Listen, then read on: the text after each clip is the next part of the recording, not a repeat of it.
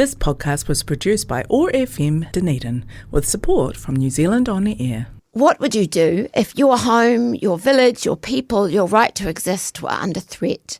Take action, speak out, resist or retreat? Today's guest is Palestinian-born activist and justice seeker Rinad Tamimi, who is here to shed some light on what it is like living and breathing this unfathomable scenario for real. Welcome to Tell Me Moya, where the chats are candid, the laughs are loud and nothing is off limits. I'm Harriet Moya, and each episode I'm sitting down with brilliant women or people who identify as women for no filter and no nonsense chats about, well, pretty much anything. Real, relatable and at times raucous, Tell Me Moya dives right into the conversations we want to have but don't have time for, and the ones we don't want to have but we know we should. Strap in. Are you ready for Tell Me Moya? The first season of Tell Me Moya is quite simply conversations with 8 interesting women that I know. And no one fits the bill better than my very special guest today, Rinad Tamimi. Now, Rinad is a prominent Palestinian-New Zealander activist and broadcaster based in Otepoti Dunedin, who is known for her community leadership and media presence and her unwavering and passionate advocacy and activism, not only for the liberation of Palestine, but human rights and humanitarian efforts everywhere. So welcome, Rinad. Thank you so much. Thank you so much for having me. This is very special. It's lovely. We've only sort of met briefly a few times, but I just know that you're somebody incredibly special who I admire so much. So thank you. I appreciate you giving your time to be here. And I want to begin by just expressing how sorry I am for what has been unfolding for your people, your homeland for the last few years, but obviously decades previously as well. And just express my sorrow for how humanity seems to have failed your people and the lack of action, the lack of, even though we do see action everywhere, it's just like the lack of that being enough. Yeah. And I just really wanted to express that to you straight off the bat. Thank you. Because my heart is so with you. And I'll never forget turning up to my first march for Palestine here in Dunedin at the museum well over 2 years ago now, which in of itself is just like so miserable. And seeing and hearing this incredibly strong and brave and powerful woman who also seemed so like soft and nurturing and heartbroken, leading the march and the speeches and just being filled with this, I was just filled with this immense awe for what you were carrying and doing so fiercely. And you've been an integral player in the Dunedin Justice for Palestine group, speaking at these rallies, leading the marches.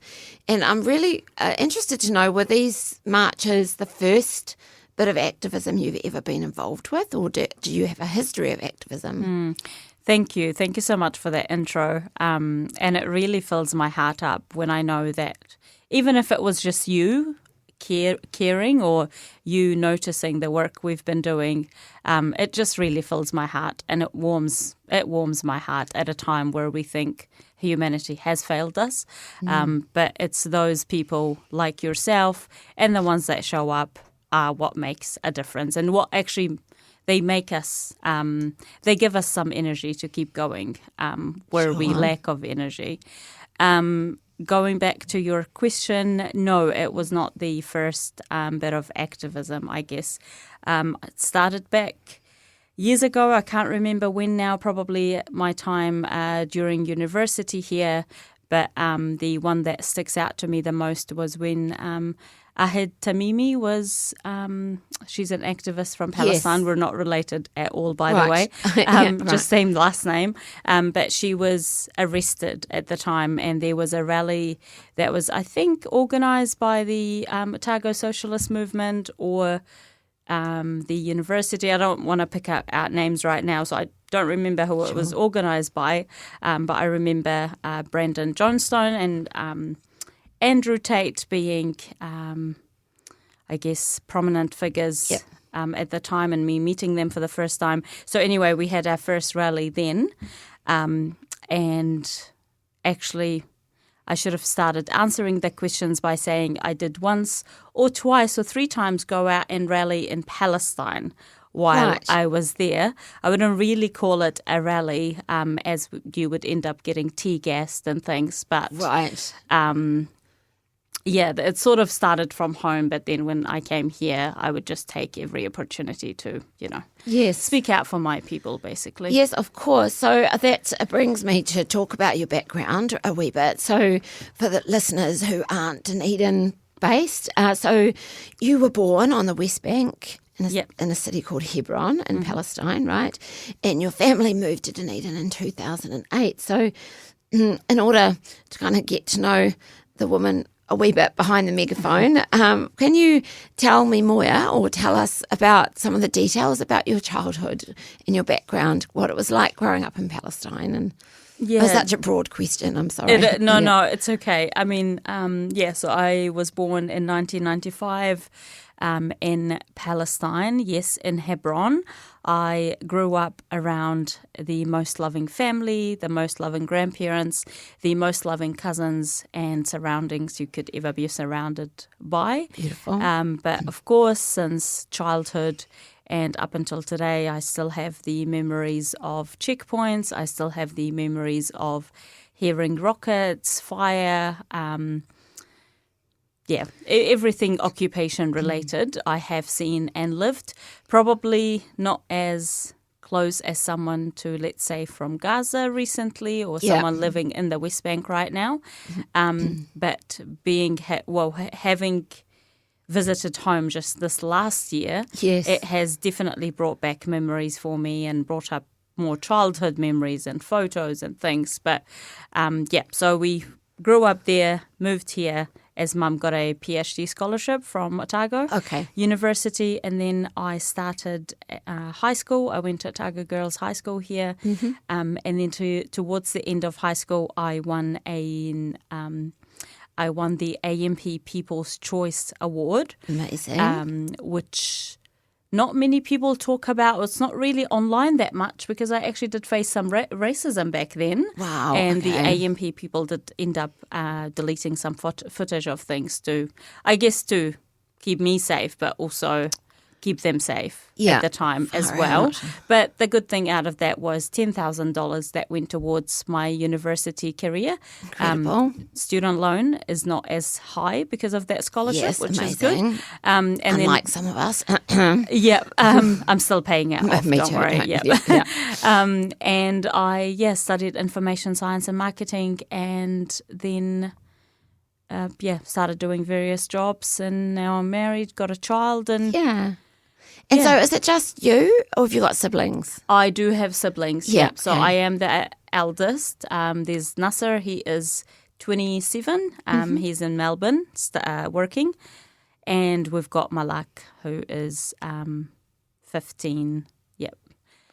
She goes to Queen's High School. So, I am the eldest, and then we've got a girl and a boy. Yeah, right. And so that is a really interesting, you described your childhood in terms of all the love and tremendous, probably happiness, I would assume, but then this kind of contradicting fear or how did your parents kind of navigate that in terms of reassuring you or being realistic, or what were the how were those things explained to you? Yeah, I guess I left Palestine when I was 13, so I guess I do have very vague memories of everything, but you just get on with it. It's you just just get used to it. Exactly. It's just normal. You go and you know your door gets knocked by the IDF late at night because they're looking for someone, and you suddenly up in the morning. Mum is having to help us, calm down and things, but yet they're storming around the houses looking for whoever they were looking for, and you just get used to it. Wow. You just get used to it, which shouldn't be the case because no one should ever have to be used to this type of violence and, occupation. And invasion. Yeah, that's right. Yeah, especially when, home is meant to be home and it's meant to be safe, your safe space. Yeah. Yeah, that's really, I think New Zealanders, we have absolutely no ability to kind of conceive of what that must be like. So we are incredibly, I don't want to use the word lucky, but naive, I think. Naive. But no, my parents have always made sure to keep us safe. And also one thing about my family as a whole, I think, or just Palestinians as a whole, they always put you first. So we always look after one another no matter what. Family comes first. Whānau comes first. I definitely get that incredible sense from your family. Like, I've met your mum a few times and she seems amazing, and you seem to have a really, really special relationship with your mother. Yeah. So Dr. Rinad Tamimi, a well-known community leader and actually recipient of the member of the New Zealand Order of Merit. What were the services for? You're putting me on the spot right now, but I think I mean, mum is incredible. Yeah. She's always been a great community leader. Her work through the DCC, her work helping out the refugees in Dunedin from all sorts of background, advisory groups and bits and pieces. So I think that's the least merit, the least award she could have been given. Yeah. But she also did receive. She was one of the recipients of the Kiwi Bank, or one of the nominees for the Kiwi Bank. New Zealander of the Year. Yes, not last year, the one before. Again, I'm putting myself on the spot, but yes. She is amazing. And not to mention just busy making chocolates all the time. I mean, she's incredible. She's a woman of many different talents. She's incredible, and I'm very proud to call her mum. I was going to ask you what in particular, as a role model, as you as a mother, like from your mother, what is she a good role model for as in terms of being a mother? Yeah, I guess everything. Resilience, strength, love, care. Protection. Protection for sure. I try and get the cooking skills off her too. Yes. She's an amazing cook. I thrive to be like her, but I'm still trying. I find it easier when I do the eating rather than the cooking. Yeah. I like to clean up. That's my thing. I'll happily do the dishes. Yeah, I like to clean up the plates by eating. Yeah. Just incredible, strong, resilient. Amazing. And for you, what does looking like being a role model for your daughter look like for you? Like, what are the important things that you want to role model for her? Yeah, I guess similar things. Showing that life is not just black and white. It's not just, right or left. It's not just right and wrong, that sort of stuff. You just have to go some days day by day and see what life throws at you. But also what I like to really role model for her is our love for our culture, the love for our language, the love for our cultural clothing, the love of our existence and where we come from. Yeah. And that identity for her to be in a school attending with mostly, Kiwi students, but her having a dad that's come from Syria, having a mother that's come from Palestine is something, and, speaking Arabic at home and speaking English when she wants to, is something very strong and she should forever be proud of. Absolutely. I'm just going to pop to a word from our sponsor, but I just wanted to pick up on that when we come back. Looking to make your next property move in Dunedin? Call the team that lives and breathes property. At NZ Property Solutions, we're 100% locally owned, packed with worldwide property experience, bold ideas and serious property market know-how. We're passionate, connected and yes, we love a good laugh too. Ready for a cracking result? Call the team at NZ Property Solutions today and let's get you moving. 0800 22 9655.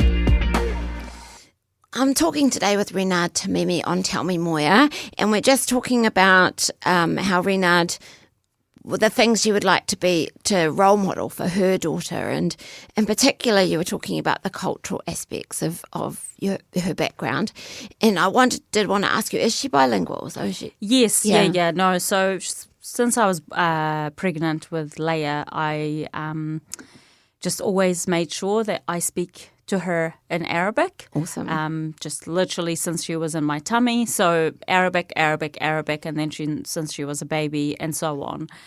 Because there's nothing like losing your mother language. Look, and if it can be instilled from that age, it'll be there forever. Which is the case at the moment. So it's just very rich and very beautiful. How old is she? She turned 6 this year. Oh, yes. So just started at school last year? Or? Yes, she did. Yeah, end of last year. Did she speak better Arabic than English before she started school, or has that changed? Or no, I'm going to say a mix of 50-50? both. Yeah, mix of both. She does tend to know who to speak Arabic to and who to speak English to, which is nice. But at home, I try and just keep it Arabic because at school it's all English, and with her friends it's all English. So, getting that balance. If you don't practice it, then you lose it. So. And I suppose it's really great for you. Yeah, no, it's using it. Perfect. And when I went home last year, I made sure I bought some resources back to teach her the writing amazing. and the grammar and exactly. Oh, that's fantastic. So I love you've been talking about parenting in terms of role modelling, and you talked about the teaching her that life isn't black and white and right or wrong, not always straightforward. And I love that. I love that idea about parenting is teaching our kids about the hard stuff too, and about resilience and about how to pick themselves up and shake themselves off. But yours is like on another scale in terms of what's going on in your lives. And as a 6-year-old, how much does she understand about the reality of what's happening in Palestine? Is that a conversation that you have that's full and frank, or is it tempered? Or yeah, it does come up in conversations for sure. Since we've been attending rallies and organising events and stuff, she's just been loving every moment of it. Just being there, supporting, wearing her Palestine outfits and flag and. It's amazing how much a 6 or 5-year-old can understand at this age. Yes. We talk about it, I guess, in brief senses of, children dying and being killed and this and that. Yeah. But I guess, she's not at that age to understand a lot more than that. Yes. But also boycotting is a big part that I've drawn her into, which she understands. Yeah. Where, we can't buy this, we can't buy that because they support Israel and Israel doesn't support Palestine. And try and keep it simple, but she does get the idea of it. Actually, the boycotting is it's just such a great way for your average everyday person to do something that's meaningful, isn't it? Exactly. It's not hard. No. It's not hard. It's just you just have to be a bit discerning. Yeah. Can you I don't want to put you on the spot again. This should be my research, but can you remind me where you can find that list? There's like a really comprehensive list of things. We'll have a think about it and then maybe There's a BDS, like a national BDS website. Yep, okay. If you just Google BDS New Zealand. Yeah. But there's there's an app called No Thank You. Oh, great. And there's another one, I think, something cat involved. So Yeah, no thank you. I'm going to, no thank you. And and what did you say, cat? Boy cat, maybe? Boy cat, yeah. But, I mean, App Store or Google Store should help you with that. Yeah, okay. Finding that, because as, your everyday Kiwi or whatever, whoever, we can march and we can donate money and we can write to our government. I found a really good... there was a WhatsApp group that were sending daily scripts that you could email to the government. Oh, yes. And things, all of that stuff. You can do all of that. But it is really hard to know what else to do and how else we can show our support. Yeah. And then you get people who say, oh, what does you're not doing anything, doesn't do anything. Doesn't affect the marches us. Don't achieve anything. Yep. This doesn't affect us. How do you respond to those kind of remarks? Yeah, well, I guess now it is affecting us where the petrol prices are going up and people are having to worry about fuel. And obviously I'm one of those people too, but I'm not saying it doesn't affect me as well. But what touched me actually last week, we took my daughter to the swimming pool, and for the first time I could hear people in public talk about this war that's going on. And they were just talking about it and just sounding, I'm not saying they're not educated, but just sounding so educated and invested into the topic. And I was just thinking, where were you guys maybe 3-4 years ago, 80 plus years ago when, why it's because do you it's care? affecting Exactly, them. because now they're having to pay extra money for petrol. They're Yeah. having to, it's affecting Yeah. them, which is just so sad because we've been, for 3 years plus now, we've been crying, pleading to people, Begging, this is yeah. happening. Watch this video, see that. I mean, we don't need to ask them to watch anything because it's all over the news. Yep. It's all over social media. Yep. But yeah, my response would be, well, where were you? Where have you been? No, where have you been? Exactly. Yeah, that must be incredibly, just so frustrating Yeah. and hurtful. And I wonder how you balance, like, all your feelings of, like, being really, having to be really active and initiate all this activism with the kind of frustration of, like, come on, guys, like, what keeps you going? It must feel like it falls on deaf ears at times. Yeah, it's really hard. I think, as I touched on this a little bit earlier, what keeps us going is the people that care. What keeps us going are the people that show up and actually show support and actually show that they care. And the tide is turning, which we can see. Yeah. Maybe not as quickly as we have hoped. And unfortunately, that's cost so many human lives. But yeah, it is hard to keep that balance. It's also hard to keep it when you just have to put a face on every morning, turn up to work, deal with customers or deal with your everyday life where in your background, your home country is burning apart. And like, I don't care about your bill. I don't care about your modem. This is what I deal with at work. Of course. As much as I love my job and stuff, but you turn up and you're like, no. I actually have a different life in my background, Yeah. I know what it's like to struggle to focus at work when I'm, I know the cat's left a mouse on the front doorstep. You know what I mean? Like it's like it's. I don't even know how you have been able to hold those two things for such a long time. And to that end, like, can I ask, because we're having frank conversations, is there like do you have that sense of survivor guilt? Yeah. Or, so just to go back, I know your mum got a PhD scholarship in New Zealand. And so why, like, were they always keen on New Zealand? Was that just, that this just turned up and they decided, oh, what the heck, let's go? Or were they always planning to leave? Or... Yeah, no, I think it was quite random. I think Mum was just looking at scholarships online.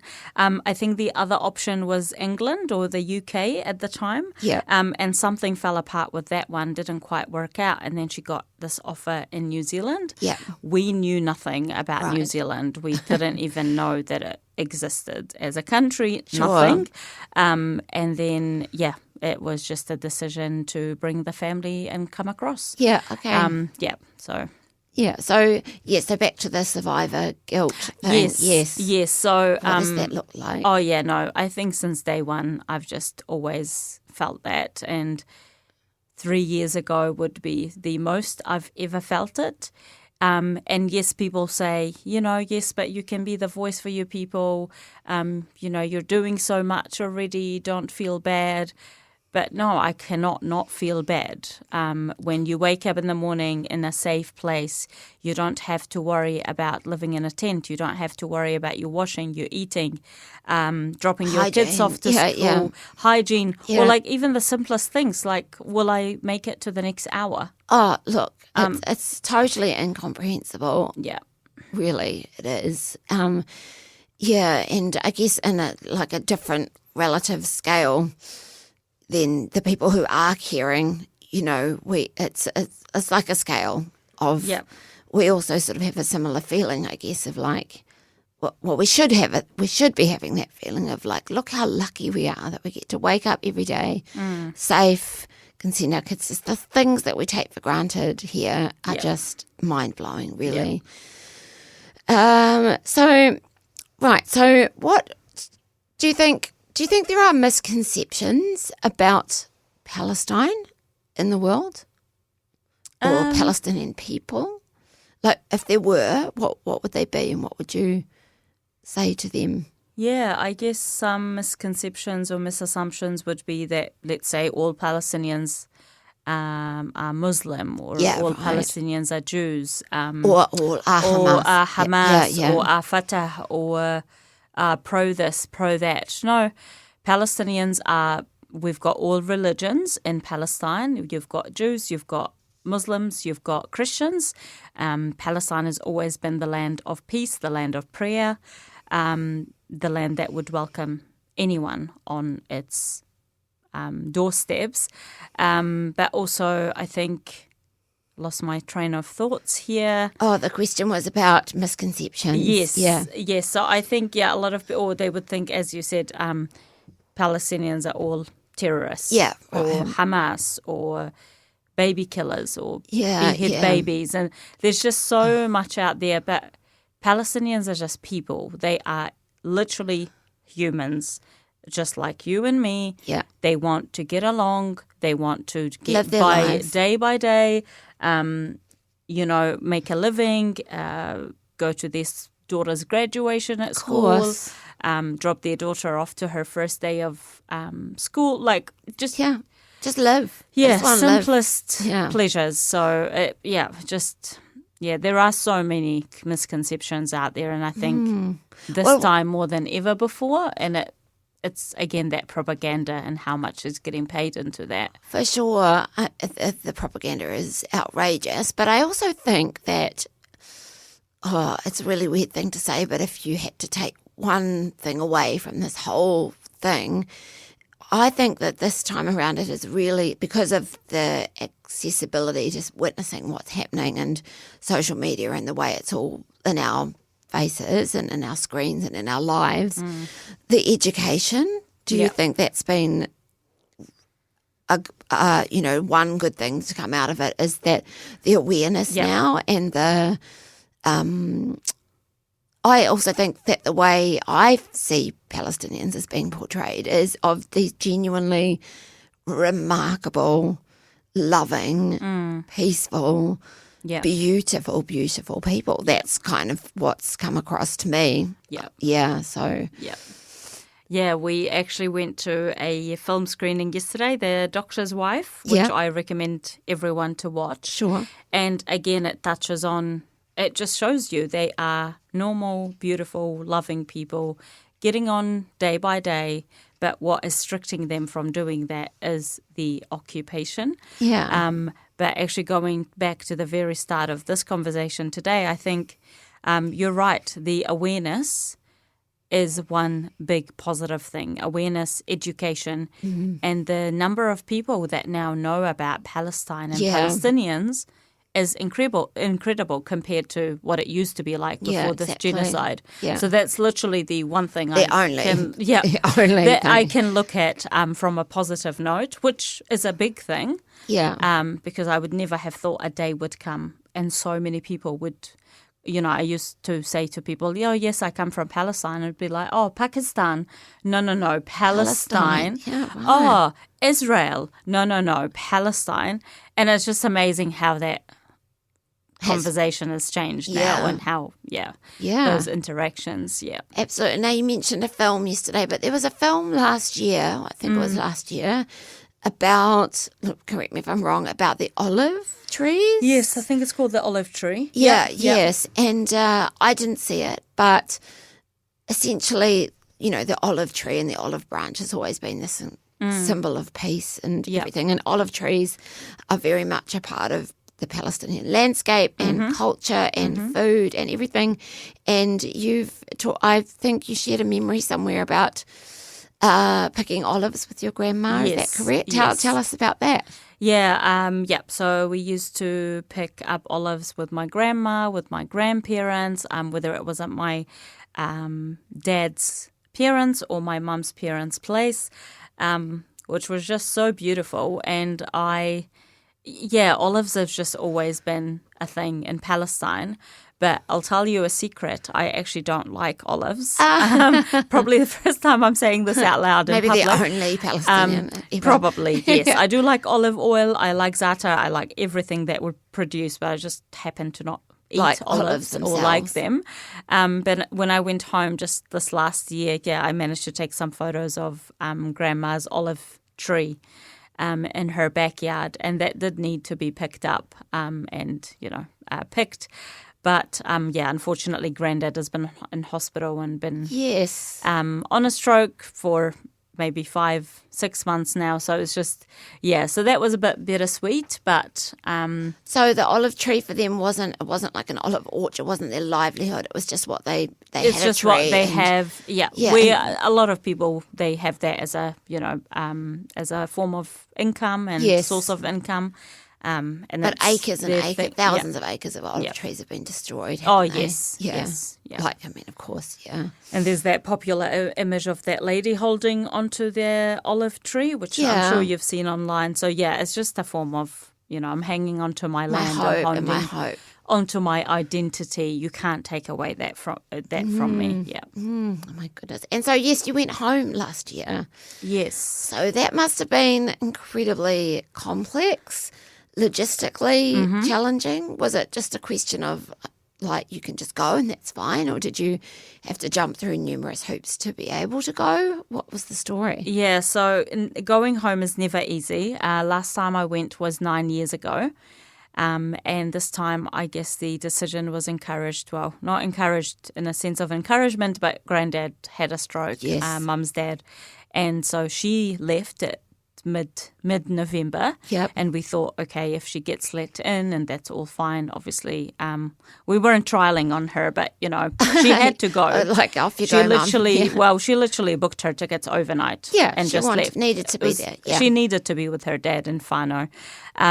But when we made sure that she got in fine or safer than we thought, then myself, my sister and dad decided to book tickets and follow through to support Mum, Grandad, the rest of the family. And if it wasn't for this, we were thinking of going this year in April. Now thinking about it, if we thought about going now, there's no way, because it's just everywhere is burning at the moment. There's no flights, there's nothing. So to in a the way, Middle it's very East. lucky that you went when you did. Yes, so I guess as they say, everything happens for a reason. There's good timing for everything. And sometimes when you have a billion reasons that say to you, no, no, no, and you stick with what your heart wants, that's what we did. And yes, it was complex, and yes, it is still complex. And taking so many flights and getting into Jordan and then crossing the border from Jordan to the Israeli border, to the Palestinian border, to your hometown. Wow. That on its own is a whole nother story. And days and days of travel? Yes, days and days of travel. I think we left New Zealand on a Tuesday and we got to Palestine Saturday, Sunday, from memory. So it is almost really a very long way. And you're talking to someone who hates turbulence. I hate flights. Oh my goodness. Do not like flights at all. I get so much anxiety on flights. But having the family with me was quite obviously good to give you that support. But also I think the other reason why I was so worried was because, you'd always have in the back of your mind that question, am I actually going to be let in?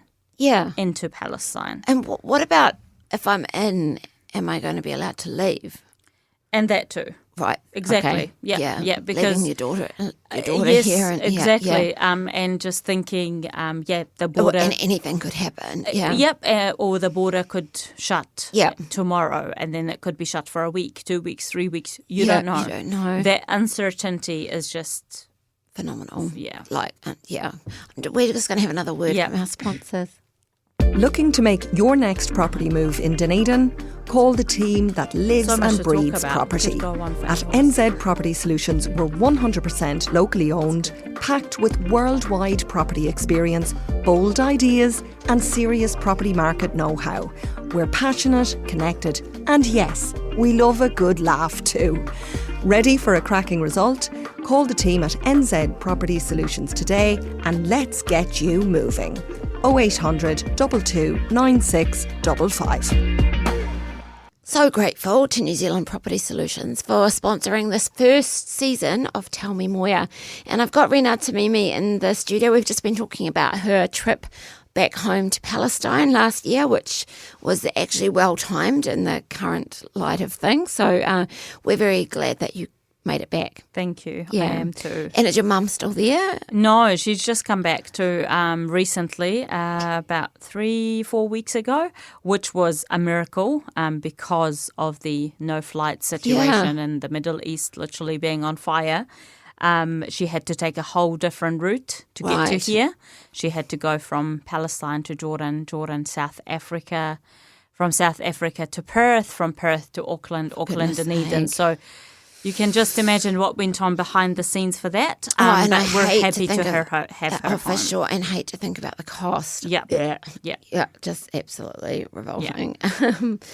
Look, I just want to double back briefly just to talk about the activism for a moment, and then I want to talk about the Watermelon Report, which is your own podcast and radio show.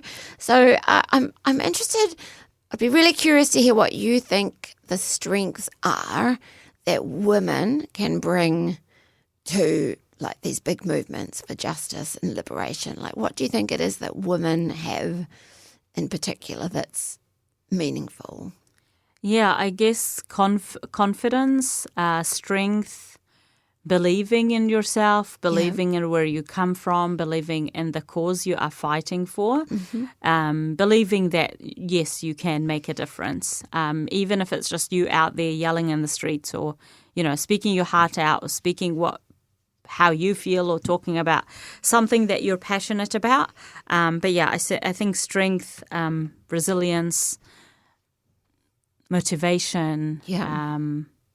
I think that it's like the thing that I sense from you at those marches as well is like there's, yes, all of those things, but there's also this softness and this real humanness and this real like the motherhood and all of that stuff that goes. I mean, I think we should be living in a matriarchal society. Everything would just be so much better if it was. I don't know how you feel about that, but that's certainly how I feel. And actually, I have been asking all of my guests what if they think that women can have it all, but I actually just didn't really want to ask you that question because I feel like it's such an entitled question when you've got women who are basically fighting for their lives or the lives of their families. This idea, can women have it all, is just actually really indulgent and bougie. Would that be your feeling about it? I would say the same, and I think, I am lucky and grateful of what I have right now, but also, we see it every day, women fighting for their last breath and, not having period products and not being able to... No choice. No dignity, no choice, not being able to even give birth in a clean, nice environment. So, that question is very redundant. Yeah. So you also have a podcast and a radio show called The Watermelon, an award-winning. Is that right? Did it win? Yes, it won. I won something. I can't remember the exact title of it. Favourite? People's Choice, something like that. No. So the People's Choice Award was something at university or back at uni, back at high school. Oh, amazing. But the Watermelon Report, no, that's... I did win an award last year, though, during the awards night that we had at ORFM. For the Watermelon For the Report. Watermelon Report, amazing. but I can't remember the exact title of the award. But yes, Watermelon Report. And so you can access that through ORFM, of course. And basically, is it just you or is it interviews? And So far, it's just me and my voice and the passion that I have for my people and Palestine. I just try and bring Palestine to New Zealand, really, and talk about our culture, our people, as well as bring weekly updates of what's happening. Yeah. And I've read somewhere that you have expressed a desire for that to ultimately become more like a cultural podcast. Yes, so one day, hopefully. Yeah. Definitely, when I don't have, I guess, news to talk about, I try and still tie that into my weekly shows anyway, like a cultural aspect of some sort or like a food recipe or something different other than, because I guess my whole idea is that Palestine is not just ethnic cleansing, it's not just a genocide, it's got beauty to it too, which I like to showcase. Totally. And I think this is probably the theme of today is this the brutality, but the beauty as well, isn't it? Yeah, of all of the things, of what's happening in Palestine, of motherhood, of activism, of all of those things, because the beauty in the activism is the coming together, isn't it? Yeah. You know, what's that saying? Like, in a crisis, you look for the helpers. Yes. And I think, just to go right back to what you said at the start of the interview, that it was sort of, it's the people that come and join in that give you the hope and the motivation to keep and going, the and the strength to keep going. And so, like, what would your advice be, you know, for people in terms of taking action? Is it just doing what you can where you are? Like we should be. It's very overwhelming to look out and look at the world at the moment and just think, oh my God, like it's all going up in flames, and what can I do? Yeah. And very easy to just put your head in the sand and just be like, well, I'll do nothing. But actually, it's that really imperfect action, I think, is really important. But also just what you can do in your community, isn't it? Just all the little things. Yep, exactly. It doesn't have to be big. Plan at your own capacity. Plan at what you can do. Look after yourself. Look after your neighbours. Talk about it. Talk That's about it. a At big least thing, educate people about it. Boycott, donate, support.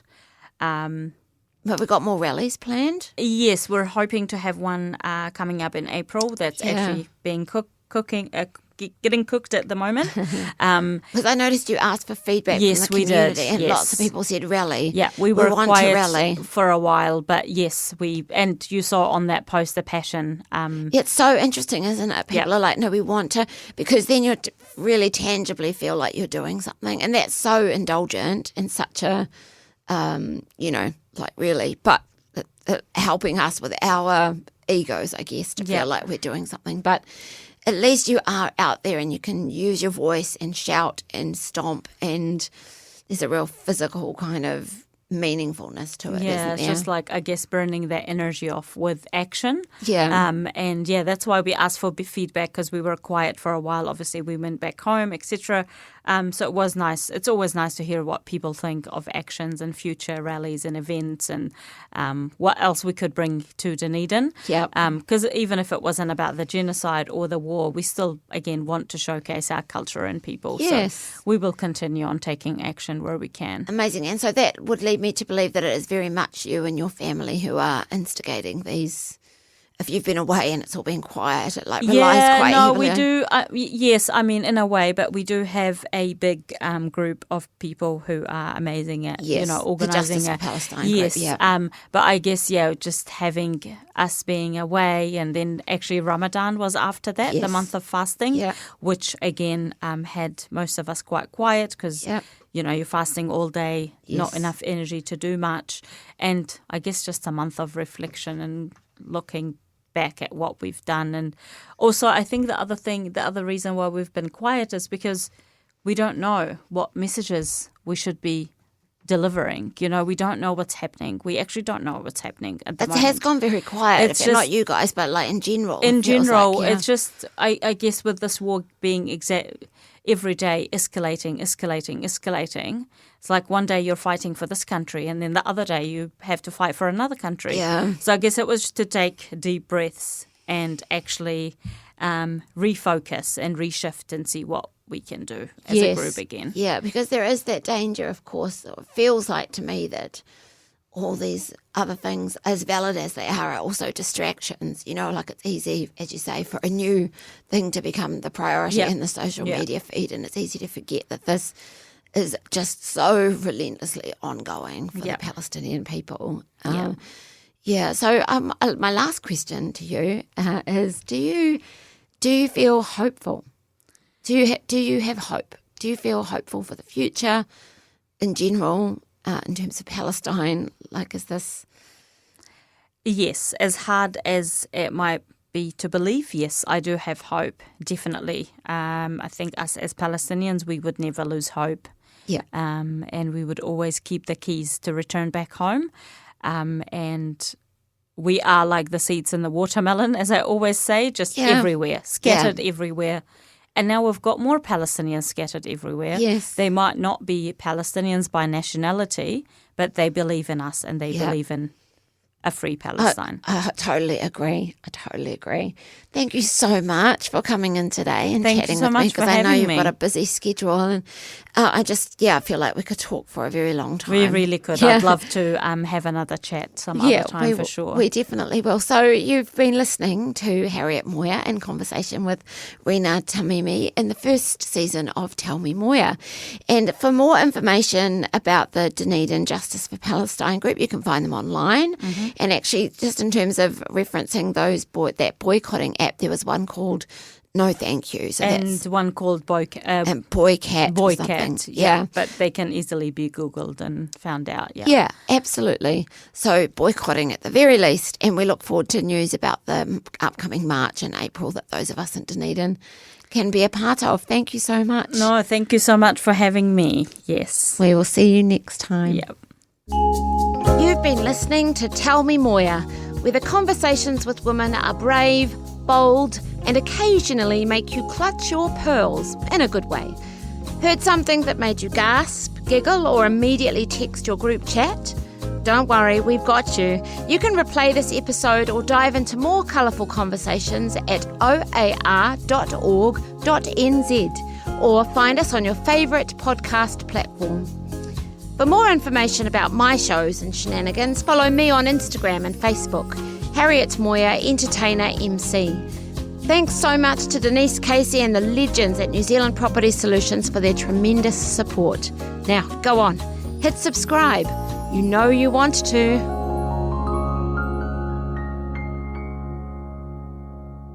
This podcast was produced by OAR FM Dunedin with support from New Zealand On the Air.